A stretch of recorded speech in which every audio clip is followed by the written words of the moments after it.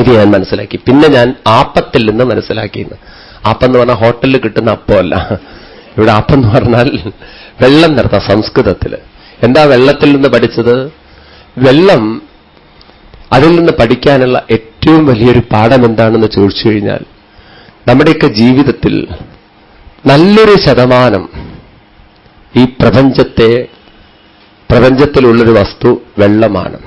കരയേക്കാളും കൂടുതൽ വെള്ളമാണ്.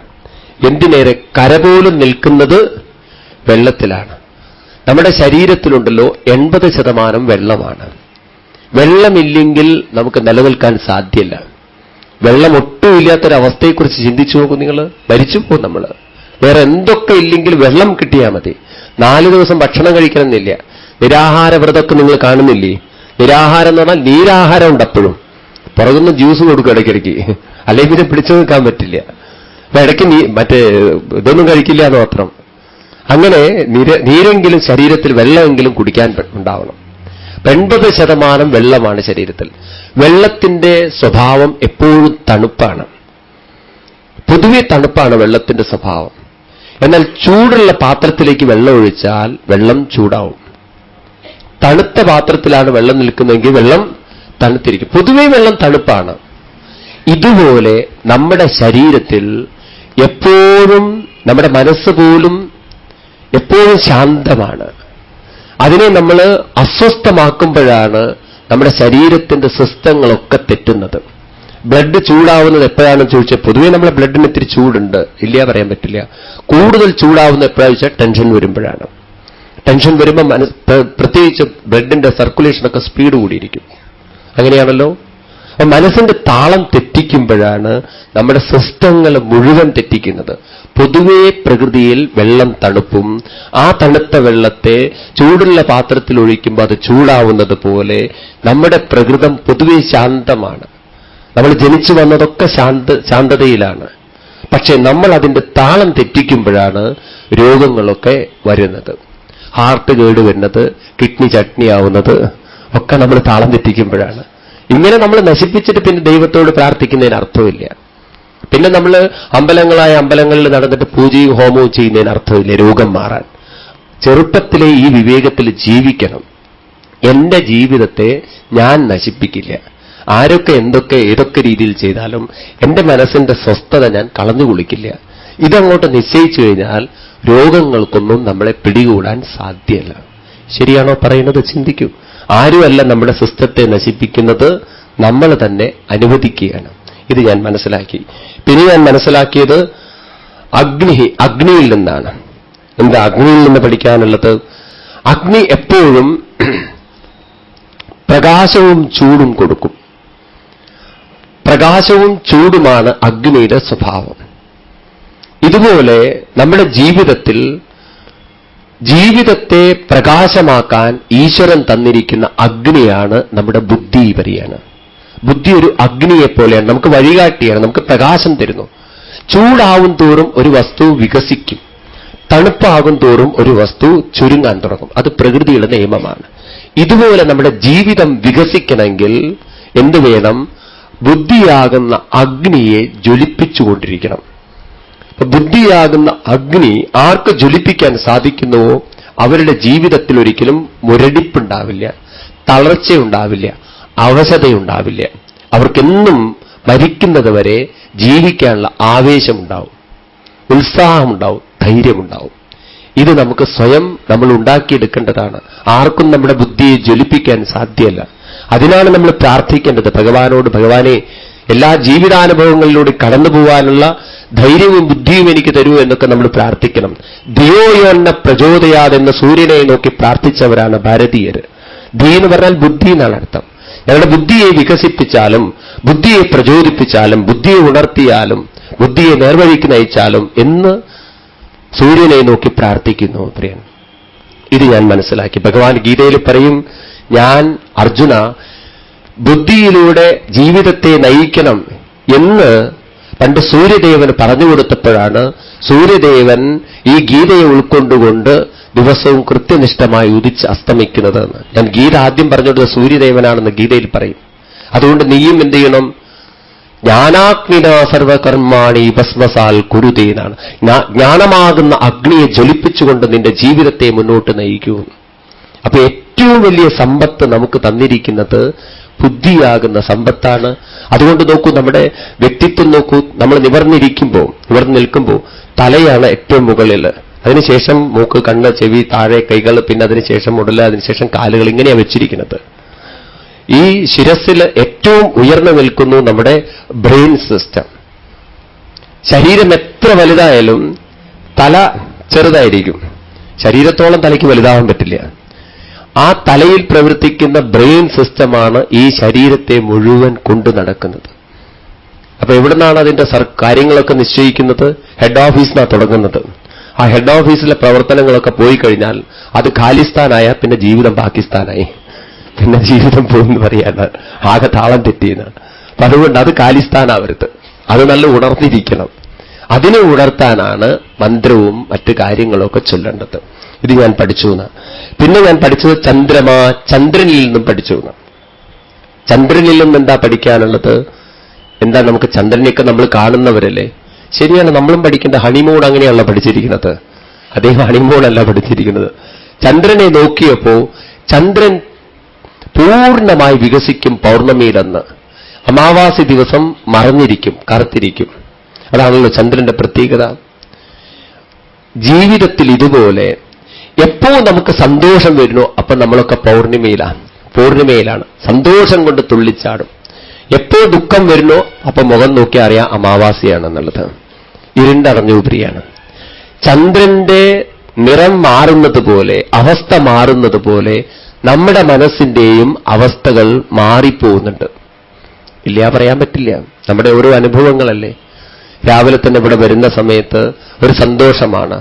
പിന്നെ അത് കഴിഞ്ഞാൽ ബ്രേക്ക്ഫാസ്റ്റിന് നിർത്തുമ്പം വളരെ സന്തോഷമാണ്. അത് കഴിഞ്ഞ് ആ ഡൈനിങ് ഹാളിലേക്ക് കയറുന്ന സമയത്ത് ഉപ്പുമാവ്, അപ്പോഴേക്കും മനസ്സിന്റെ ഇത്തിരി പാടാൻ തുടങ്ങി. എന്നും ഇതന്നെ, വേറെ ഒന്നുമില്ല ഇവർക്ക് എന്നുള്ളത്. അത് കഴിഞ്ഞ് സംഭവം എത്രയും കുറച്ചൊക്കെ കഴിച്ച് പോകുന്നു, വീണ്ടും ഇതൊക്കെ കേൾക്കണു, വീണ്ടും മൂഡ് മാറി. അത് കഴിഞ്ഞ് ഇടയ്ക്ക് കറണ്ട് പോയാൽ ഇനിയിപ്പോ ഗുരുവായൂരപ്പ എപ്പോഴാണ് നിർത്തുക എന്നുള്ളത്. അതിൻ്റെ ഇടയ്ക്ക് കറണ്ട് ഓഫ്. നമുക്ക് എത്ര നേരം കൊണ്ടാണ് നമ്മുടെ മൂടുകൾ ഇങ്ങനെ വരുന്നു പോകണു എന്നൊക്കെ ഉള്ളത് നമ്മളറിയാതെ മാറുന്നില്ലേ ഓരോ നിമിഷവും. അതൊക്കെ കഴിഞ്ഞ് ഊണിന് നിർത്തണു. പിന്നെ നോക്കുമ്പോൾ ക്യൂ ഭയങ്കര. ഇവരൊന്നും ചോറ് കണ്ടിട്ടില്ലേ ജീവിതത്തിൽ. അങ്ങനെ മൂന്നാമത്തെ ട്രിപ്പിൽ ആ സ്ഥാനം കിട്ടിയത്. ഈശ്വര, ഇനി സാമ്പാറാണോ കഞ്ഞിവെള്ളാണോ വരെ അറിയില്ല. ഏതായാലും ഇങ്ങനെയൊക്കെ നമ്മുടെ മനസ്സിന്റെ മൂടുകൾ വരണു പോണു. സന്തോഷം കൊണ്ട് കല്യാണത്തിന് പോവാണ്. വീട്ടിൽ നിന്ന് സാരിയൊന്നും വളഞ്ഞു പോരുത്, ഒടിഞ്ഞു പോരുന്നൊക്കെ വിചാരിച്ചിട്ട് കാറിൽ ചാരിയും കൂടി ഇരിക്കുന്നില്ല. അങ്ങനെ ഇരിക്കുമ്പോഴാണ് ബ്ലോക്കിൽ പെട്ടത്. അവർ പറഞ്ഞു 3 മണിക്കൂർ കഴിഞ്ഞാലേ ബ്ലോക്ക് ശരിയാവുള്ളൂ എന്ന്. ഉള്ളിൽ ആകെ ടെൻഷനായി, അസ്വസ്ഥായി. ഇതാണ് നമ്മുടെ അവസ്ഥ. അപ്പൊ നോക്കൂ, മൂടുകൾ വരുന്നതും പോകുന്നതും ഓരോ നിമിഷവും നമ്മുടെ ഉള്ളിൽ സംഭവിക്കുന്നു. ഇങ്ങനെ വരുന്ന സമയത്ത് ചന്ദ്രന്റെ കല മാറുന്നത് നമ്മൾ കാണുന്നത് പോലെ പറയാണ് ഈ ആചാര്യൻ, ഇതെല്ലാം എന്റെ മനസ്സിൽ സംഭവിക്കുന്നതായിട്ട് ഞാൻ കാണുന്നു എന്നാണ്. ഇത് നമ്മൾ തിരിച്ചറിയാറില്ല. ചന്ദ്രനെ നമുക്ക് മാറിക്കാണാൻ പറ്റും, മനസ്സിനെ മാറിക്കാണാൻ പറ്റില്ല. എന്നാൽ ഈ ആചാര്യന് കാണാൻ സാധിച്ചു സന്തോഷം വരുന്നതും ദുഃഖം വരുന്നതും കാമം വരുന്നതും ക്രോധം വരുന്നതും ലോഭം വരുന്നതും മോഹം വരുന്നതും ഭയം വരുന്നതും അസൂയ വരുന്നതും വിദ്വേഷം വരുന്നതും മറവി വരുന്നതും സംശയം വരുന്നതും എല്ലാം എന്റെ മനസ്സിലുള്ള വികാരമാണെന്ന് തിരിച്ചറിയാൻ സാധിച്ചു പ്രിയനും. അത് തിരിച്ചറിയാൻ സാധിച്ചാൽ തന്നെ നമ്മൾ വലിയൊരു വിജയം കൈവരിച്ചു. അപ്പൊ നമുക്കറിയാം നമ്മുടെ മനസ്സിപ്പോ ഭയത്തിന്റെ പിടിയിലാണ്, ക്രോധത്തിന്റെ പിടിയിലാണ്. നമുക്കറിയാം, പക്ഷെ നമ്മളത് ശ്രദ്ധിക്കില്ല. ചിലപ്പോൾ വീട്ടിൽ കുട്ടികളോടൊക്കെ പെരുമാറുമ്പോൾ നമുക്കറിയാം, ദേഷ്യം പിടിപ്പിച്ചു കഴിഞ്ഞാൽ ഇനി എന്നെക്കൊണ്ട് ദേഷ്യം പിടിപ്പിക്കരുത് പറയും. ഇനി എനിക്ക് നിയന്ത്രിച്ചാൽ കിട്ടില്ല, 2 കിട്ടും എന്റെ അടുത്ത് നിന്ന്. വെറുതെ ഇനി ദേഷ്യം പിടിപ്പിക്കാൻ പറയാറില്ലേ നമ്മൾ? അപ്പൊ ദേഷ്യം വരും എന്നുള്ളത് നമുക്ക് മുൻകൂട്ടി അറിയാൻ സാധിക്കുന്നുണ്ട്. പക്ഷെ ദേഷ്യം വന്നു കഴിഞ്ഞാൽ നമ്മൾ മറന്നുപോയി. പിന്നെ പിടയ്ക്കേണ്ടൊക്കെ പടച്ചു കഴിഞ്ഞിട്ട് ഓർമ്മ ഒരു കൊടുക്കണ്ടിയില്ലായിരുന്നു. പിന്നെ ആലോചിക്കുക എവിടെയാ കൊടുത്തത് എന്ന്. മനസ്സിലായില്ലേ? അപ്പൊ അങ്ങനെയൊക്കെയാണ് നമ്മുടെ കാര്യങ്ങൾ. അതുകൊണ്ട് ചന്ദ്രനിൽ നിന്നും പഠിക്കണം.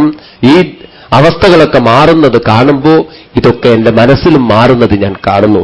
പിന്നെ ഞാൻ പഠിച്ചത് രവി, സൂര്യനിൽ നിന്നാണ്. സൂര്യനിൽ നിന്ന് പഠിക്കേണ്ടത് 2 പ്രധാന പാഠങ്ങളാണ്. ഒന്ന് ഡിസിപ്ലിനാണ്, അച്ചടക്കമാണ്. കൃത്യനിഷ്ഠതയോടുകൂടിയിട്ട് ഉണരല്, ഉദിക്കല്, കൃത്യനിഷ്ഠമായ അസ്തമയനം. ഇത് സൂര്യന്റെ ജീവിതത്തിന്റെ ഒരു ഭാഗമാണ് പ്രിയാണ്. ഇങ്ങനെ നമ്മുടെ ജീവിതത്തിലും കൊണ്ടു നടക്കാൻ സാധിച്ചു കഴിഞ്ഞാൽ സൂര്യനെ പോലെ എന്നും കത്തിജ്വലിച്ചുകൊണ്ടിരിക്കാൻ പറ്റുന്നു. സൂര്യന്റെ പ്രായം എത്രയാണെന്ന് ഇപ്പോഴും ശാസ്ത്രജ്ഞന്മാർക്ക് കൃത്യനിഷ്ഠമായിട്ട് പറയാൻ പറ്റിയില്ല. ഊഹാപോഹങ്ങളെ പറയാൻ പറ്റിയുള്ളൂ. കുറെ പ്രിസംഷനൊക്കെ പറയാൻ പറ്റുള്ളൂ. അപ്പൊ ഇതുവരെ കൃത്യമായിട്ടൊരു നിശ്ചിതമായൊരു തീയതി വെക്കാൻ സാധിച്ചിട്ടില്ല. പുതിയ പുതിയ സിദ്ധാന്തങ്ങൾ വരുമ്പോൾ പഴയതൊക്കെ മാഞ്ഞു പോകുന്നു. അതല്ലേ കാണുന്നത്? അപ്പൊ സൂര്യൻ ഇന്നും ഒരുപോലെ ഇരിക്കുന്നു, ഒരു വ്യത്യാസമില്ല. എന്താ സൂര്യൻ ഇങ്ങനെ ഒരുപോലെ ഇരിക്കാനുള്ള സാധിച്ചത്? ആ കൃത്യനിഷ്ഠതയാണ് പ്രിയനം. ഞാനും നിങ്ങളും ഓരോ ദിവസം കഴിയുമ്പോഴേക്കും വാർദ്ധക്യത്തിലേക്ക് വീണു പോവാൻ കാരണം കൃത്യനിഷ്ഠത കുറയും തോറും. ഞാൻ ഈ പറയുന്നതൊക്കെ ഓരോ അനുഭവങ്ങളാണ്. 92 വയസ്സുള്ള ഒരു തന്ത്രി അദ്ദേഹത്തിന്റെ വീട്ടിൽ ഞാൻ താമസിക്കുകയുണ്ടായി. 92. കാലുകളൊന്നും അദ്ദേഹത്തിന് വിചാരിച്ച ദിക്കിലേക്ക് വരില്ല. ശരീരമൊക്കെ വളരെ ശോഷിച്ചിട്ടുണ്ട്. മാംസവും തോലും തമ്മിലുള്ള ബന്ധമൊക്കെ വിട്ടിട്ടുണ്ട്. എന്നാലും കൃത്യം 4 മണി എന്നൊരു സമയമുണ്ടെങ്കിൽ അദ്ദേഹം എണീറ്റിരിക്കും, തന്റെ സന്ധ്യാവനം ചെയ്തിരിക്കും, വിഷ്ണു സഹസ്രനാമം ചൊല്ലിയിരിക്കും. അത് കഴിഞ്ഞ് അടുത്ത എവിടെങ്കിലും ഗണപതി ഹോമമുണ്ടെങ്കിൽ, അദ്ദേഹം തന്ത്രിയാണ്, പല ക്ഷേത്രങ്ങളിൽ ഇപ്പോഴും പോവും. ഒരൊറ്റ കാര്യമുള്ളൂ, എടുത്ത് വെക്കണം കാറിലേക്ക്. കാരണം അല്ലെങ്കിൽ ഒരു കാലം അങ്ങോട്ട് പോകും, ഒരു കാലം ഇങ്ങോട്ട് പോവും. ഇതൊക്കെയാണ് അദ്ദേഹം. എന്നാൽ അവിടെ ചെന്ന് ഇരുന്നു കഴിഞ്ഞാൽ ഇരുന്ന ഇരുപ്പിൽ 6-7 മണിക്കൂർ പൂജ ചെയ്യാൻ പറ്റും. അത് എവിടുന്ന് സാധിച്ചു ചോദിച്ചു കഴിഞ്ഞാൽ ചെറുപ്പത്തിലേ കൊണ്ടുവന്നൊരു ഡിസിപ്ലിനാണ് പ്രിയം. നമുക്ക് 70 വയസ്സാകുമ്പോഴേക്കും നമ്മുടെ പണി തീർന്നതുപോലെയാണ്. നമുക്ക് നമ്മളിൽ തന്നെ ഒരു വിശ്വാസം നഷ്ടപ്പെടും. കാരണം ആ ഡിസിപ്ലിൻ ഇല്ലെങ്കിൽ വലിയ പ്രിയാണ്. അപ്പൊ നോക്കൂ, ജീവിതത്തിൽ ഒരു ആവേശത്തോടുകൂടി ജീവിക്കുമ്പോണ്ടല്ലോ അവർക്ക് പിന്നെ ശരീരം തളർന്നാലും പ്രശ്നമില്ല. സൂര്യനെപ്പോലെ ജീവിക്കുന്നവരാണ് നമ്മുടെ രാഷ്ട്രീയ നേതാക്കന്മാർ. അവരുടെ അടുത്ത് വലിയ പാഠം പഠിക്കാനുണ്ട്. 90 വയസ്സായിട്ടും ഇപ്പോഴും മുഖ്യമന്ത്രിയാവാനും പ്രധാനമന്ത്രിയാവാനും ചിലർ ഓടി നടക്കുന്ന കാണില്ലേ നിങ്ങൾ? കാലെടുത്താൽ പൊങ്ങില്ല, കൈയെടുത്താൽ പൊങ്ങില്ല, തലയെടുത്താൽ പൊങ്ങില്ല, ഇങ്ങനെ ഓരോ അവയവങ്ങൾ എടുത്തു വയ്ക്കണം അവർക്ക്. എന്നാലും സ്റ്റേജിൽ മൈക്ക് കണ്ടു കഴിഞ്ഞാൽ എന്തൊരാവേശമാണ്. അതാണ്. ഒരിക്കൽ ഒരു ബസ്സിൽ ഇങ്ങനെ കുറെ യാത്രക്കാർ യാത്രയും പോവും. ഒരു സ്ത്രീ കല്യാണത്തിന് വേണ്ടി പോവുകയാണ്, കല്യാണത്തിനായിട്ട് ഒരുങ്ങി പോവുകയാണ്. അപ്പൊ ഇവളുടെ ശരീരത്തിൽ ഒരുപാട് പെർഫ്യൂമൊക്കെ അടിച്ചിരുന്നു. ഇതിന്റെ ദുർഗന്ധം സുഗന്ധം ആവട്ടെ, ഇത് തട്ടിയിട്ട് അടുത്ത് നിന്ന ഒരു മത്സ്യം വിൽക്കുന്നവളുണ്ട്. അപ്പൊ അവള് മത്സ്യം വാങ്ങിക്കാൻ വേണ്ടി മാർക്കറ്റിലേക്ക് പോവുകയാണ്. അവൾക്ക് ഈ സ്മെല്ല് തട്ടിയത് അസഹനീയായി. ഇവൾ അവിടെ ബോധം കിട്ടു വീണു. ആളുകളൊക്കെ അപ്പോഴേക്കും ബസ് നിർത്തി ഓർഡർ അങ്ങോട്ടും ഇങ്ങോട്ടും ബഹളം വെക്കല്, ആ വെള്ളമെടുത്ത് മുഖത്ത് തളിക്കണോ, ഉരുട്ടണോ, പിടിക്കണോ, വെള്ളം പൊണിക്കാൻ ഒരു നിവൃത്തിയില്ല. അപ്പോഴേക്കൊരു MLA ഉണ്ടായിരുന്നു അതിൻ്റെ അകത്ത്. അയാളെ ഇങ്ങോട്ട് പോവുകയാണ് ആ ബസ്സിൽ. അപ്പൊ അയാളുടെ വക കുറെ കാര്യങ്ങളൊക്കെ ചെയ്തു. ഹോസ്പിറ്റലിൽ കൊണ്ടുപോകാൻ, അപ്പോൾ ഹോസ്പിറ്റലിൽ കൊണ്ടുപോകാൻ നിൽക്കുന്നതിൻ്റെ ഇടയിൽ ഇവളുടെ ഒരു സുഹൃത്തുണ്ട്. അവൾ വേറെന്തോ കച്ചവടക്കാരിയാണ്. അവൾ പറഞ്ഞു, വേണ്ട വേണ്ട, ഒന്നും ചെയ്യേണ്ട, ഞാൻ ഉടനെ പണി ചെയ്യാണ്. ഇവളുടെ അരയിൽ തപ്പി നോക്കിയപ്പോൾ ഒരു കർച്ചീഫ് കിട്ടി, ഒരു തുണിക്കഷ്ണം. അപ്പൊ അവൾ കൈ തുടയ്ക്കുന്ന തുണിക്കഷ്ണം ഇതിലെത്തിട്ട് അവളുടെ മൂക്കിൽ വെച്ചതും അതാ ഉണർന്നു ആള്. ഈ സംഗതി എങ്ങനെയോ MLA മൂക്കിൽ തട്ടി. അയാൾ അവിടെ വീണു. അയാൾക്ക് പിടിച്ചില്ല ആ സ്മെല്ല്. പിന്നെ അയാൾ ഉണർത്തല ആൾക്കാരുടെയൊക്കെ വഴി. മുഖത്തൊക്കെ കുറെ വെള്ളം തളിച്ചു, പല രീതിയിൽ തളിച്ചിട്ടും ഒരു ഉണരലും ഇല്ല. അവസാനം ഇദ്ദേഹത്തിന്റെ സുഹൃത്ത് ബസ്സിലായിരുന്നു. ഡ്രൈവറോട് പറഞ്ഞു ബസ് എടുക്കാൻ. അങ്ങനെ ഒരു സിറ്റിയിലെത്തിയ സമയത്ത് ഇയാൾ പറഞ്ഞു ബസ് നിർത്താൻ. ഇയാൾ ഓടുന്നു, ഒരു കടയിൽ പോയിട്ട് സാധനം കൊണ്ടുവരുന്നു, ഇയാളുടെ മൂക്കിൽ വെക്കുന്നു, വായിൽ ചുണ്ടിൽ വെക്കുന്നു, ഇയാൾ ചാടി എണീക്കുന്നു. അപ്പൊ നോക്കുമ്പോഴെന്താ മൈക്ക. ഇയാൾക്കത് വിട്ടു കഴിഞ്ഞാൽ ആവേശം വരുന്നു. MLA ആണല്ലോ. ഇതുപോലെ ആ രാഷ്ട്രീയക്കാലം നോക്കൂ നിങ്ങൾ. 80-90 വയസ്സായിട്ട് ഡൽഹിയിലൊക്കെ 80ന്റെ താഴെയുള്ള മിനിസ്റ്റർമാർ വളരെ കുറവാണ്. അവിടെ പോയി കഴിഞ്ഞാൽ ഒരു മിനിസ്റ്ററെ എടുത്ത് തൂക്കി വെക്കണേ 12 ആൾ വേണം. ഇയാളുടെ കാല് കയറിയ തല കയറില്ല, തല കയറിയ വാല് കയറില്ല. എന്നാലും അതിന്റെ ഉള്ളിലെടുത്ത മൈക്ക് എടുത്തെറിയാൻ എന്തൊരാവേശം. എവിടുന്ന ഇത്രയും ശക്തിയും കരുത്തും? അവരുടെ മനസ്സ് തളർന്നിട്ടില്ല, അത്രയാണ്. ഇനിയും മോഹങ്ങളുണ്ട് മനസ്സിൽ, ഇനിയും ആഗ്രഹങ്ങളുണ്ട്. അതിനനുസരിച്ച് അവർ മനസ്സിനെ ഉയർത്തിയിരിക്കുന്നു. അതുകൊണ്ട് ശരീരത്തിന്റെ പ്രശ്നങ്ങളൊന്നും അവരുടെ മനസ്സിനെ ഇതുവരെ ബാധിച്ചു. ശരിയല്ല, ഇതൊക്കെ നമ്മുടെ മുന്നിൽ പ്രത്യക്ഷമായിട്ട് നിങ്ങൾക്ക് കണ്ടുകൂടെ? TV നോക്കിയാൽ കാണില്ലേ ഓരോ രാഷ്ട്രീയ നേതാക്കന്മാര് മൈക്ക് കിട്ടി അലറുന്നത്? എന്തുകൊണ്ട് നമ്മുടെ ജീവിതത്തിൽ നമ്മൾ തളർന്നു പോകണു? നമ്മളൊരു ഡിസിപ്ലിൻഡായിട്ട് ജീവിക്കുന്നില്ല അവരെ. അപ്പൊ കൃത്യനിഷ്ഠമായി ഉണരലും ഉദിക്കലും അസ്തമിക്കലൊക്കെ കൊണ്ടു നടന്നാൽ പ്രായം പോകുന്നതേ അറിയില്ല. ഞാൻ നിങ്ങളോട് വെറുതെ പറയില്ല, നമ്മുടെ സ്വന്തം ജീവിതം തന്നെ എടുത്ത് പറയാണ്. നമ്മൾ ഇന്നിപ്പോ ഇത് കഴിഞ്ഞാൽ നാളെ ഗോവയിൽ ആരംഭിക്കും. ഒരു നിമിഷം പോലും ചിന്തിക്കാനുള്ള സമയമില്ല. അതുകൊണ്ട് അറിയില്ല എത്രയാ വയസ്സ്, എവിടെയാണ്, എന്താണ്, ഒന്നും അറിയില്ല. ഇന്നിപ്പോ ഇവിടെ ഉണ്ട്, നാളെ വേറെ സ്ഥലത്തുണ്ട്. അങ്ങനെ ഡിസിപ്ലിൻ വെച്ചതുകൊണ്ടാണത്. അത് താനെ വരുന്നതല്ല പറയാണ്. അങ്ങനെ ജീവിതത്തിൽ നമ്മൾ കൃത്യനിഷ്ഠതയോടുകൂടിയിട്ട് ജീവിക്കാൻ തുടങ്ങിയാൽ സൂര്യനെപ്പോലെ പ്രശോഭിച്ച് പ്രചോദനം കൊടുത്തുകൊണ്ട് ജീവിക്കാൻ സാധിക്കും. ഇനി രണ്ടാമത്, സൂര്യൻ എല്ലാവർക്കും എല്ലാം കൊടുത്തിട്ടും എല്ലാറ്റിൽ നിന്നും മാറി നിൽക്കാൻ സാധിക്കുന്ന ശക്തി സ്രോതസ്സാണ്. ഈ പ്രപഞ്ചത്തിലുള്ള ഒരു ചെറിയ പുൽക്കൊടിയെപ്പോലും ഉണർത്തിക്കൊണ്ട് അതിന് വേണ്ടത് കൊടുത്തുകൊണ്ട് എല്ലാവരെയും ഊർജ്ജസമ്പന്നന്മാരാക്കിയിട്ട് സൂര്യൻ ആരോടും യാതൊരു ബന്ധവുമില്ലാതെ കടന്നുപോകുന്നു. വേണ്ടത് കൊടുക്കാനും മാറി നിൽക്കാനും സാധിക്കുന്ന ഒരു ശക്തി സ്രോതസ്സാണ് സൂര്യൻ. ഇതുപോലെ നമുക്കും കുടുംബജീവിതം കൊണ്ടു നടക്കാൻ സാധിച്ചാൽ സൂര്യനെപ്പോലെ വേദനിക്കേണ്ടി വരില്ല പറയണം. എല്ലാ ഊർജവും കൊടുക്കുകയും വേണം, സ്നേഹവും കൊടുക്കുകയും വേണം. അതിൽ നിന്നും മനസ്സിനെ ഉയർത്താൻ സാധിച്ചാൽ നമുക്ക് കുടുംബ ബന്ധങ്ങളൊന്നും ബന്ധനമായി തീരില്ല എന്ന് സൂര്യനിൽ നിന്ന് പഠിക്കണം. സൂര്യൻ ഒരിക്കലും പറയാറില്ല, ഞാൻ നിങ്ങൾക്ക് അത് തന്നില്ലേ, ഞാൻ നിങ്ങളെ ഉണർത്തിയില്ലേ, ഞാൻ നിങ്ങൾക്ക് ഊർജം തന്നില്ലേ, ഞാനല്ലേ നിങ്ങൾക്ക് വെള്ളം തന്നത്, കാർമേഘമായി കൊണ്ടു നിർത്തിയിട്ട് അങ്ങോട്ട് പൊഴിച്ചു തന്നത്. സൂര്യൻ കണക്കുകളൊന്നും പറയില്ല. എന്നാൽ ഞാനും നിങ്ങളും കണക്കുകൾ പറയാണ്. എത്ര കഷ്ടപ്പെട്ടാണ് കുട്ടി നിന്നെ ഞാൻ പഠിപ്പിച്ചത്, എത്ര കഷ്ടപ്പെട്ടാണ് നിങ്ങൾക്ക് വേണ്ടി ജീവിച്ചത്, എന്നിട്ട് നന്ദിയില്ലാതെ ഒന്ന് തിരിഞ്ഞു നോക്കുന്നുണ്ടോ നിങ്ങൾ, അത് ചെയ്യുന്നുണ്ടോ നിങ്ങൾ, ഇത് ചെയ്യുന്നുണ്ടോ? ഈ കണക്ക് പറച്ചിലാണ് നമ്മളെ വേദനിപ്പിക്കുന്നത് പറയാണ്. ചെയ്യേണ്ടത് ചെയ്തുകൊണ്ട് മാറി നിൽക്കാൻ നമുക്ക് സാധിച്ചാൽ സൂര്യനെപ്പോലെ നമുക്കും ജീവിതത്തിൽ സന്തോഷത്തോട് കടന്നുപോകാൻ പറ്റുമെന്ന് പറയാണ്. പിന്നെ ഞാൻ പഠിച്ച കബോധം എന്നാണ്. കബോധം എന്ന് പറഞ്ഞാൽ പ്രാവിന്റെ കഥ പറയാണ്. ഒരു പ്രാവ് വളർന്ന് വലുതായി, പിന്നീട് കല്യാണപ്രായമായപ്പോൾ അച്ഛനും അമ്മയും കല്യാണം അന്വേഷിച്ചു. അപ്പോൾ ഒരു വീട്ടിൽ നിന്ന് പെൺപ്രാവിനെ കിട്ടി. കല്യാണമൊക്കെ കഴിഞ്ഞു. അപ്പോൾ ഉടനെ തന്നെ ഫ്ലാറ്റ് വേണമെന്നായി. അവരുടേതായ ഒരു വീടൊക്കെ കെട്ടി. പിന്നെ അതിൻ്റെ ഉള്ളിലായി താമസം. അപ്പോഴേക്കും ഗർഭിണിയായി. പിന്നെ മുട്ടകളിട്ടു. ആ മുട്ടകളൊക്കെ വിരിയാൻ തുടങ്ങി. പിന്നെ കുട്ടികളെ ടിങ്കിൾ ടിങ്കിൾ പഠിപ്പിക്കലായി. ഇതാണല്ലോ ഇപ്പം ചെയ്യാനുള്ളത്. ആ കുട്ടികളെ പോഷിപ്പിച്ച് ലാളിപ്പിച്ച് മോഹിപ്പിച്ച് അങ്ങനെ വളർത്തുന്നതിനിടയിൽ ഒരു വേടൻ വരുന്നു. അയാൾ ആ വലയിൽ കുട്ടികളെ പിടിച്ചിരുന്നു. ഇത് കണ്ടുകൊണ്ട് അച്ഛനും അമ്മയും വരികയാണ് ഇര തേടിക്കൊണ്ട്, കുട്ടികൾക്ക് കൊടുക്കാനുള്ള ഭക്ഷണമായിട്ട്. വലയിൽ കിടന്ന് പടയുന്ന കുട്ടികളെ കണ്ടപ്പോൾ അമ്മയ്ക്ക് സഹിച്ചില്ല. ചിറകെടുത്ത മരത്തിലടിച്ചുകൊണ്ട് കരഞ്ഞുകൊണ്ട് പറഞ്ഞു, കുട്ടികളില്ലാത്തൊരു ജീവിതം എനിക്ക് വേണ്ട, ഞാനും ഇതാ സ്വയം ജീവിതം സമർപ്പിക്കണോ പറഞ്ഞ് വലയിൽ ചെന്ന് വീണു. ഭാര്യ പോയില്ലേ എന്ന് പറഞ്ഞിട്ട് ഭർത്താവും കുറെ ചിറകൊക്കെ അടിച്ചു. അന്നത്തെ പ്രാവ് പിന്നെ അങ്ങനെയായിരുന്നു, സ്നേഹസമ്പന്നന്മാരായിരുന്നു. ഇനിയിപ്പോ അവളില്ലാതെ എന്റെ ജീവിതം എന്നൊക്കെ പറഞ്ഞിട്ട് ഒക്കെ അടിച്ചു. അങ്ങനെ അവളും അയാളും പോയിട്ട് വലയിൽ ചെന്ന് വീണു. ഇങ്ങനെ ആ കുടുംബം മുഴുവൻ നശിച്ചുപോയ കഥ പറയുകയാണ്. ഇങ്ങനെ നമ്മൾ അധപ്പതിക്കാനല്ല വന്നിരിക്കുന്നത്. നമ്മൾ അധപ്പതിച്ചു കഴിഞ്ഞാൽ ഇനി ഇതുപോലൊരു ജീവിതം കിട്ടുമോ എന്ന് പറയാൻ പറ്റില്ല. ഈ കഥയിൽ നിന്നും പലതും ഉൾക്കൊള്ളാനുണ്ട്.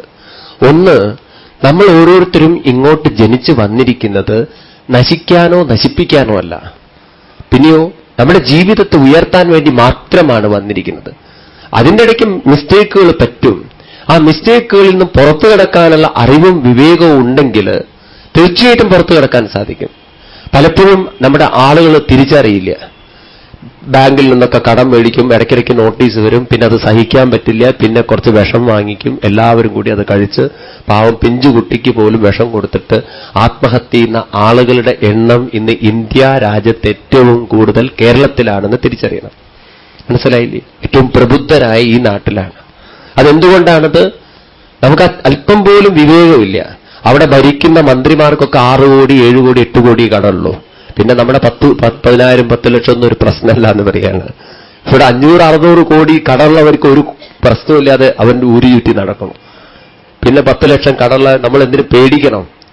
വരുന്നിടത്ത് വെച്ചു ഏതായാലും ചാടി കുളത്തിൽ. ഇനി അതെങ്ങനെ കൊണ്ടു നടക്കാൻ പറ്റുമെന്ന് പഠിക്കുക. ഇല്ലേ, ചിന്തിക്കൂ നിങ്ങൾ. കടലിലെ മനുഷ്യനെ ഭാരമാക്കുന്നത് തന്റെ ജീവിതത്തിന്റെ അഭിമാന പ്രശ്നമാണ്. നിങ്ങൾ നോക്കൂ, നിങ്ങൾ എത്രയോ കോടാനുകോടി കടമുള്ള ആളുകൾ, ഫാക്ടറികളും മറ്റൊക്കെ തുടങ്ങി കടം എടുത്തിയ ആളുകൾ ഇവിടെ സുന്ദരമായിട്ട് നടക്കണു, ഒരു പ്രശ്നവുമില്ല. എന്തിനേറെ 6ഉം 7ഉം കൊലപാതകം ചെയ്തവന് മിനിസ്റ്ററായിട്ട് ഇരിക്കാന്നുണ്ടെങ്കിൽ പിന്നുണ്ടോ അതിലപ്പുറം? നമ്മുടെ ഇന്ത്യ രാജ്യം എന്ന് പറഞ്ഞാൽ ഇത്രയും നല്ലൊരു രാജ്യം ലോകത്തിൽ എവിടെയും കാണില്ല. ഒരു കൊലപാതകം ചെയ്തു കഴിഞ്ഞാൽ അയാൾ ഉറപ്പാണ് മിനിസ്റ്ററായി എന്നുള്ളത്. വേറെ ഒരു നാട്ടിലും ഉണ്ടാവില്ല ഇത്ര ക്വാളിഫിക്കേഷൻ. 10ാം ക്ലാസ് പാസ്സായോ ക്ലർക്ക് പോയി കൂട്ടാൻ നിന്റെ ജോലി. 4ാം ക്ലാസ് പാസ്സായോ ഉറപ്പാ നീ എഡ്യൂക്കേഷൻ മിനിസ്റ്റർ എന്ന്, പ്രൊമോട്ടഡ്ന്ന്. ഇതാണ് നമ്മുടെ സംസ്കാരം എന്ന് പറയുന്നത്. ആ ലോകത്തിലേക്കാണ് നമ്മൾ എത്തിക്കൊണ്ടിരിക്കുന്നത്. അപ്പോ ഇങ്ങനെ സ്വയം അധപ്പതിക്കാൻ നിശ്ചയിച്ചാൽ ആർക്ക് നമ്മളെ രക്ഷിക്കാൻ സാധിക്കും? അധപ്പതിക്കാനല്ല വന്നത് എന്നത് ഒന്നാമത്തെ കാര്യം. ഇനി 2, ഈ ശരീരത്തെ നമ്മൾ നശിപ്പിച്ചു കഴിഞ്ഞാൽ കാലം മാപ്പ് തരില്ല. ഇനിയൊരു ജന്മം കിട്ടുമ്പോൾ മനുഷ്യജന്മം കിട്ടില്ല പറയാണ്. ആ പ്രേതം അലഞ്ഞ് തിരിഞ്ഞ് അധോഗതിയിലേക്ക് പോകുമെന്ന് ശാസ്ത്രങ്ങൾ എഴുതി വച്ചിരിക്കണം. അതുകൊണ്ട് ആത്മഹത്യ ചെയ്യുന്നവരൊന്നും നല്ല രീതിയിൽ എത്തില്ല എന്നാണ്. അതൊരു നല്ല മാർഗമായിട്ട് ശാസ്ത്രങ്ങൾ ആത്മഹനോ ജനാൻ അന്തം തമപ്രവിശ്യന്തി അവിദ്യാമുപാസതേ, തെറ്റായ ജീവിതമാർഗത്തിലൂടെ ചരിച്ചു പോകുന്ന ആളുകൾ അന്ധലോകങ്ങളിലേക്ക് പോവും എന്ന് പറഞ്ഞാൽ ഏതോ അനാഥ പ്രേതങ്ങളുടെ ലോകങ്ങളിലേക്കൊക്കെ പോയി പിന്നെ ഒരിക്കലും ഗതി കിട്ടാത്ത പ്രേതമായി തീർന്ന് ജീവിക്കേണ്ടി വരുന്നവരെയാണ്. അതുകൊണ്ട് ഈ ഒരു മനുഷ്യ ശരീരം നമുക്ക് തന്നിരിക്കുന്നത് എന്തിനു വേണ്ടിയിട്ട് മാത്രമാണ്? നമ്മളെ ഉയർത്താനാണ്. ഉയർത്തിക്കഴിഞ്ഞാൽ അധോഗതി പ്രാപിക്കില്ല എന്ന് ഭഗവാൻ പറയുന്നു. കുടുംബമല്ല, അതുപോലെ കടങ്ങളല്ല, കുടുംബ പ്രശ്നങ്ങളല്ല നമ്മളെ തളർത്തുന്നത്, നമ്മുടെ വികാരങ്ങളാണ്. ഏത് വിവേകത്തിൽ നമ്മൾ ജീവിക്കുന്നു എന്നതാണ്. മനസ്സിലാവുണ്ടല്ലോ? നിങ്ങൾ മഹാഭാരത കഥയിലേക്ക് നോക്കിയാൽ നിങ്ങൾക്ക് കാണാം, കുന്തിദേവിയെപ്പോലെ ഇത്രയും ദുരിതങ്ങൾ അനുഭവിച്ച സ്ത്രീ ലോകത്തിലുണ്ടാവില്ല. കന്യകയാവുന്ന ഒരു, അതായത് കല്യാണം കഴിക്കുന്നതിന് മുമ്പ് പ്രസവിച്ച സ്ത്രീയാണ്. ആ പുത്രനെ ഒഴുക്കിക്കളഞ്ഞു. പിന്നെ എത്രയെത്ര നരകങ്ങളാണ്. ആത്മഹത്യ ചെയ്യേണ്ടതായിരുന്നുവെങ്കിൽ കുന്തിദേവിയായിരിക്കും ആദ്യം ആത്മഹത്യ ചെയ്യേണ്ടത്. പക്ഷെ അങ്ങനെ നശിപ്പിച്ച കുന്തിദേവി അല്ല നമ്മൾ കാണുന്നത്. തെറ്റുകൾ സംഭവിച്ചിട്ടും ആ തെറ്റുകളിൽ നിന്ന് തന്റെ മനസ്സിനെ ഉയർത്തിക്കൊണ്ട് ഭാഗവതത്തിൽ പരമഭക്തയെ തീർന്നു പ്രിയാണ്. ഭഗവാൻ ശ്രീകൃഷ്ണൻ മനസ്സുകൊണ്ട് പൂജിച്ച ആദരിച്ചൊരു വ്യക്തിയാണ് കുന്തിദേവി. ആ കുന്തിദേവി അങ്ങനെ ജീവിച്ചതുകൊണ്ട് മാത്രമാണ് എല്ലാ ദുഃഖങ്ങളെയും അവർക്ക് മറികടക്കാൻ സാധിച്ചത്. എന്നാൽ ഗാന്ധാരി ദേവിക്ക് അത് സാധിച്ചില്ലേ അവരെയാണ്. അന്ധമായൊരു ജീവിതം നയിച്ച് ഭർത്താവിനോടുള്ള സ്നേഹം കാണിക്കാൻ കണ്ണുകെട്ടി ജീവിച്ച അവസാനം സ്വന്തം മക്കൾ നശിക്കാറായപ്പോഴാണ് വിവേകം വന്നത്. മക്കളെ ഇത്രയും നല്ല രീതിയിൽ വളർത്തിയില്ലല്ലോ. അവസാനം ദുര്യോധനൻ വന്ന് ആ അമ്മയോട് പറയും, അമ്മേ എനിക്ക് യുദ്ധത്തിന് ജയിക്കാനുള്ള ശക്തി തരൂന്ന്, അമ്മേ വിജയത്തിന് അനുഗ്രഹിക്കൂ എന്ന് പറയുമ്പോൾ ഇത്രയും കാലം ഭർത്താവിനോട് സ്നേഹം കാണിച്ച ആ അമ്മ മകനെ രക്ഷിക്കാൻ വേണ്ടി തന്റെ കണ്ണുകളുടെ കെട്ടഴിക്കുകയാണ്. അമ്മയ്ക്കറിയാം മകൻ അധർമ്മമാണ് ചെയ്യുന്നത്, എന്നിട്ടും അധർമ്മത്തിന് കൂട്ടുനിൽക്കാൻ അവർക്ക് തോന്നിയെന്നാണ്. എന്നിട്ട് മകനോട് പറയുന്നതോ ഒരമ്മയും പറയാത്ത കാര്യം ആ അമ്മയ്ക്ക് പറയേണ്ടി വന്നു. പൂർണ്ണ നഗ്നനായിട്ട് തന്റെ മുന്നിൽ 19 വയസ്സുള്ള ഒരാളോട് അമ്മ പറയൂ? അത് അമ്മയ്ക്ക് പറയേണ്ടി വന്നു പ്രിയാണ്. എന്നിട്ടും ദുര്യോധന നഗ്നനായിട്ട് പോവാൻ തോന്നിയില്ല എന്നാണ്. അങ്ങനെ ദുര്യോധനന് വേണ്ടി തന്റെ ശക്തിയൊക്കെ കൊടുത്ത്, എന്നിട്ടോ ഇങ്ങനെയൊക്കെ താൻ സഹായിച്ചിട്ടും യുദ്ധക്കളത്തിൽ ദുര്യോധനന്റെ തകർന്ന് തരിപ്പണമായ ശരീരം കാണുമ്പോൾ പൊട്ടിപ്പൊട്ടിക്കരഞ്ഞ ആ ഗാന്ധാരി ദേവി ഭഗവാൻ കൃഷ്ണനെ ശപിക്കാൻ നാവുയർന്നു പറഞ്ഞു കഴിഞ്ഞാൽ എത്രമാത്രം വഴിതെറ്റിയിട്ടാ പോയത് നോക്കൂ നിങ്ങൾ. കുന്തിദേവി ഭഗവാനെ ഗുരുവായി കണ്ടപ്പോ ഗാന്ധാരി ശപിക്കാനാണ് നാവുയർത്തിയത്. അങ്ങനെ നമ്മുടെ ജീവിതത്തിൽ സ്വയം ശപിക്കാനും ഈശ്വരനെ കുറ്റം പറയാനും തോന്നരുത്. അങ്ങനെ തോന്നാതിരിക്കാൻ എന്ത് വേണം? നശിക്കാനല്ല നമ്മൾ വന്നത്, ഉയരാനാണ്. അതിൽ പല പരീക്ഷണങ്ങളും വരും, പരാജയങ്ങൾ വരും, തകർന്നു എന്ന് വരും. എന്നാലും പിടിച്ചു പൊങ്ങണമെന്ന് പറയാണ്. വിവേകാനന്ദ സ്വാമികളെ വളരെ സ്വാധീനിച്ച ഒരു മന്ത്രമാണ് കഠോപനിഷത്തിലൊരു മന്ത്രം, ഉത്തിഷ്ഠത ജാഗ്രത. ഉണർന്നാലും ഉയർന്നാലും, ഉണർന്നുകൊണ്ട് ഉയർന്നാലും. ഇത് നമുക്ക് എപ്പോഴും ഒരു പ്രചോദനമായി തീരണം എന്ന് പഠിച്ചു. പിന്നെ ഞാൻ പഠിച്ച അജഗരത്തിൽ നിന്നാണ്. അജഗരം എന്ന് പറഞ്ഞാൽ പെരുമ്പാമ്പാണ്. എന്താ പെരുമ്പാമ്പിന്റെ പ്രത്യേകത? അതൊരിക്കലും ഇരതേടാൻ പോവില്ല. ഏതെങ്കിലും ഒരു മൃഗോ എന്തെങ്കിലും ഒരു സാധനം തന്റെ മുന്നിൽ വന്നാൽ അപ്പോൾ അത് പിടിച്ച് അതിനെ ആകെ വരിഞ്ഞു ചുറ്റി ഉടച്ച് കഴിക്കുന്ന സാധനമാണ് പെരുമ്പാമ്പ്. മറ്റ് പാമ്പുകളൊക്കെ ഇരതേടാൻ പോകും. ഇതുപോലെ നമ്മുടെ ജീവിതത്തിലും പെരുമ്പാമ്പിനെ പോലെ ജീവിക്കണം എന്നാണ്. എന്ന് വെച്ചാൽ ഇര നേടാൻ പോകരുത്, ഒരു ഭാഗത്തങ്ങനെ ഇരിക്കണം. എന്നിട്ട് വല്ല ഇരകളും വന്നാൽ അങ്ങനെ പിടിച്ചു വിഴുങ്ങി കഴിക്കണം എന്ന് പറയാണ്. എന്ന് വെച്ചാൽ പണിയെടുക്കാൻ പോകരുതെന്നാണോ പറയുന്നത്? അങ്ങനെ പണിയെടുക്കാൻ പോവാതെ ഇരുന്ന് കഴിച്ചാൽ ഉണ്ടാവുന്ന രോഗമാണ് വേണ്ടാത്ത രോഗങ്ങളൊക്കെ. പലരും അങ്ങനെയൊക്കെ ജീവിക്കുന്നതുകൊണ്ട് ഒരുപാട് രോഗത്തിന് അടിമകളുമാണ്. ജീവിതത്തിൽ പെരുമ്പാമ്പിനെ പോലെ ജീവിക്കുക എന്ന് പറഞ്ഞാൽ, പെരുമ്പാമ്പ് എപ്രകാരമാണോ ഒരു ഇര വരുന്ന സമയത്ത് ചാടിപ്പിടിക്കുന്നത്, അതുപോലെ നമ്മുടെ ജീവിതത്തിലും നമുക്ക് ഉയരാനുള്ള അവസരങ്ങൾ ഭഗവാൻ ഒരുക്കി വെച്ചിട്ടുണ്ട്. പ്രിയാണ്, ആര് അതിനെ പ്രയോജനപ്പെടുത്തുന്നോ അവർക്ക് രക്ഷപ്പെടാം. അവസരങ്ങളില്ലാത്തതുകൊണ്ടല്ല ഒരാൾ നന്നാവാത്തത്, അവസരങ്ങളെ അവസരോചിതം ഉയർന്ന് ഉപയോഗപ്പെടുത്താത്തതുകൊണ്ടാണ്. ലോകത്തിൽ ആരെങ്കിലും പറയാണ് എന്റെ അച്ഛനെന്നെ മര്യാദയ്ക്ക് പഠിപ്പിക്കാത്തതുകൊണ്ടാണ്, അല്ലെങ്കിൽ എന്റെ വീട്ടിലെ സാഹചര്യങ്ങൾ ശരിയല്ലാത്തതുകൊണ്ടാണെന്ന് പറഞ്ഞാൽ 100% നുണയാണത്. നമ്മളൊക്കെ വേണമെന്ന് വിചാരിച്ചു കഴിഞ്ഞാൽ ചക്ക വേരിലും കായ്ക്കും. പണിയെടുക്കാൻ തയ്യാറാവണം, മെനക്കെടാൻ തയ്യാറാവണം, എന്നാൽ നമുക്ക് ഉയരാൻ സാധിക്കും. അതിനുള്ള സാഹചര്യങ്ങൾ ഭഗവാൻ ഇഷ്ടംമാതിരി ഒരുക്കി വെച്ചിട്ടുണ്ട്. നമുക്ക് ഒരു കാലഘട്ടത്തിൽ ഭാഗവതം ഇങ്ങനെയുള്ള ശാസ്ത്രങ്ങളൊന്നും ആർക്കും പഠിക്കാൻ സാധിക്കുമായിരുന്നില്ല. അതിന് ഒരുപാട് റെസ്ട്രിക്ഷൻസ് ഉണ്ടായിരുന്നു. ഉപനിഷത്തുക്കള്, ഭഗവത്ഗീത തുടങ്ങിയിട്ടുള്ള മന്ത്രങ്ങളൊക്കെ ഇന്നതെല്ലാം മാർക്കറ്റിൽ അവൈലബിൾ ആണ്. എന്താ ഒന്ന് കിട്ടാൻ വിഷമമായിട്ടുള്ളത്? എന്നിട്ടും അത് പഠിക്കാൻ തോന്നണ്ടേ? അതിനാർക്കാരെ സഹായിക്കാൻ പറ്റും? അതൊന്ന് വാങ്ങിക്കണം, ഒന്ന് വായിക്കണം, ഒന്ന് പഠിക്കണം. ഇതൊക്കെ ഇല്ലാത്തത് കൊണ്ടാണോ? പറഞ്ഞു തരാനുള്ള ആളുകളുണ്ടെന്ന്. ഇന്ന് ഈ കാലഘട്ടം എന്ന് പറഞ്ഞാൽ അങ്ങേയറ്റം അനുഗ്രഹത്തിന്റെ കാലഘട്ടമാണ്. കാരണം ഏത് കാര്യവും പറഞ്ഞു തരാൻ ആചാര്യന്മാർ അനവധിയാണ്. ഇത്ര സൗകര്യം നമുക്ക് വേറെ എവിടെയും കിട്ടില്ല. നോക്കൂ, അല്ലെങ്കിൽ ഇങ്ങനെ സപ്താഹം ഉണ്ടാവോ? പണ്ട് കാലത്ത് പറഞ്ഞു കേട്ടിട്ടുണ്ട് സപ്താഹമൊക്കെ വീടുകളിൽ. നമ്മളൊക്കെ കുട്ടികളായിരിക്കുമ്പോൾ കണ്ടിട്ടുണ്ട് ചില സപ്താഹങ്ങളൊക്കെ. അത് കേൾക്കാൻ പോവുക ഒരു 10, 15, 99 വയസ്സായ മുത്തശ്ശിമാര് പോവും. മുത്തശ്ശന്മാരുണ്ടെങ്കിൽ മൂലയിലൊരു ഭാഗത്തിരിക്കും, ചാരിയിരിക്കുന്നവർ നോക്കും ഈ മുത്തശ്ശിമാരൊക്കെ ഉറങ്ങുണ്ടോ എന്നുള്ളത്. അതാണ് അന്നത്തെ സപ്താഹം എന്ന് പറഞ്ഞാൽ. അത് പറച്ചിലൊന്നുമില്ല, വെറും അങ്ങോട്ടും ഇങ്ങോട്ടും കുറെ കഥ പറയും, പിന്നെ വായിക്കും. അത് തന്നെയാണ് കാര്യമായിട്ടുള്ളത്. ഇങ്ങനെയുള്ള സപ്താഹമാണ്. അപ്പോ അങ്ങനെയായിരുന്നു അന്നത്തെ സപ്താഹങ്ങളൊക്കെ. ഇന്നിപ്പോ അതിന്നൊക്കെ വ്യത്യസ്തമായി. ഇന്നിപ്പോ ഇരിക്കാൻ ചെയറുണ്ട്. അന്ന് അങ്ങനെയൊന്നും പറയാൻ പാടില്ല. സപ്താഹം പറയുന്നതിനൊരു നിയമമുണ്ട്. താഴത്തിരിക്കണം, അത് ചമ്രം പടിഞ്ഞിരിക്കണം, കാല് വീട്ട വയസ്സായതുകൊണ്ട്. അല്ലെങ്കിൽ ആ ഇരിക്കുന്നവർക്കും പിന്നെ പൊങ്ങാൻ പറ്റില്ല. ഇന്നിപ്പോ നമുക്ക് എല്ലാ ഫെസിലിറ്റീസും ഉണ്ട്, സൗകര്യങ്ങൾ കൂടിക്കൂടി വരികയാണ്. ആളുകൾ വരുന്നുണ്ട് തീർച്ചയായിട്ടും. പക്ഷേ നമ്മൾ കേട്ടുപോയാൽ മാത്രം പോരാ, അത് വായിക്കണം, അത് പഠിക്കണം. ഭാഗവതം ഒരു ദിവസം ഒരു ശ്ലോകമെങ്കിലും ഞാൻ വായിക്കാതെ ഊണ് കഴിക്കില്ല എന്നുള്ള പ്രതിജ്ഞ ചെയ്യണം. അപ്പോൾ ഇതൊക്കെ നമുക്ക് പ്രയോജനം ചെയ്യും. അത് സംസ്കൃതം എനിക്ക് മനസ്സിലായാലും മനസ്സിലായില്ലെങ്കിലും തെറ്റിക്കോട്ടെ. ഭാഗവതത്തിൽ തന്നെ പറയുന്നു തെറ്റിക്കോട്ടെ, നിങ്ങളതിന്റെ ഇതൊന്നും നോക്കണ്ട. നാരദ മഹർഷി തന്നെ വ്യാസരോട് പറഞ്ഞിട്ടുണ്ട്, യസ്മിൻ പ്രതിശ്ലോകം അബദ്ധവത്യപി നാമാനന്തസ്യ യശോങ്കിതാനിയൽ ശുണ്ണന്തി ഗായന്തി ഗൃണന്തി സാധവ. അത് തെറ്റിക്കോട്ടെ, എന്നാലും കുഴപ്പമില്ല. പ്രതിശ്ലോകം അബദ്ധം, ശ്ലോകം മുഴുവൻ തെറ്റിക്കോട്ടെ എന്നാണ്. ഒരു കുട്ടി അച്ഛനെ ചേ ചേ ചേ എന്ന് വിളിച്ചാൽ അച്ഛൻ കോപിക്കുവോ? അമ്മയമ്മേ എന്ന് വിളിച്ചാൽ അമ്മ കോപിക്കുവോ? അമ്മയ്ക്ക് അറിയാം ആ കുട്ടി പറയുന്നത് തെറ്റിയാലും ഭാവനയിൽ അച്ഛനെന്നും അമ്മയെന്നും ഉണ്ട്. അതുകൊണ്ട് ഞാൻ ഈ കഥ പറഞ്ഞപ്പം വിട്ടുപോയത് പറയാൻ, മന്ത്രത്തേക്കാൾ വലുത് മന്ത്രത്തിന്റെ പിന്നിലിരിക്കുന്ന ഭാവനയാണ്. ആ ഭാവന ഉത്കൃഷ്ടമായി തീർന്നാൽ അതിലൂടെ ആ മന്ത്രത്തിന്റെ ആ ഭാവനയ്ക്കനുസരിച്ചുള്ള ആളുകളായിരിക്കും ജനിക്കുക. അതാണ് വൃത്രാസുര ചരിതത്തിലൊന്ന് നമ്മളെ പഠിപ്പിക്കുന്നത്. തന്റെ പുത്രൻ ഇന്ദ്രനെ കൊല്ലണം എന്നായിരുന്നു അദ്ദേഹം പ്രതീക്ഷിച്ചത്. ഭാവന ഉത്കൃഷ്ടമായിരുന്നു. വൃത്രാസുരൻ ഇന്ദ്രനെ തോൽപ്പിക്കണമെന്നായിരുന്നു. പക്ഷെ മന്ത്രം ചൊല്ലിയിട്ട് തെറ്റിപ്പോയി, ഇന്ദ്രനാൽ കൊല്ലുന്നവനാവട്ടെ എന്ന്. പക്ഷേ ആ ഭാവന ഉത്കൃഷ്ടമായതുകൊണ്ട് ഇന്ദ്രനെ ശരിക്കും തോൽപ്പിക്കുന്ന പുത്രൻ തന്നെ അദ്ദേഹത്തിന് പുത്രനായി വന്നു. പ്രിയാണ്, നിങ്ങൾ ഭാവന ഉത്കൃഷ്ടമായിരുന്നു. പക്ഷെ ആയുധം കൊണ്ടല്ല ഇന്ദ്രനെ തോൽപ്പിച്ചത്, ഭക്തിയുടെ മഹത്വം കൊണ്ട് ഇന്ദ്രനെ തോൽപ്പിച്ചു. പ്രിയാണ്, കാണാലോ വൃത്രാസുര ചരിതത്തിൽ.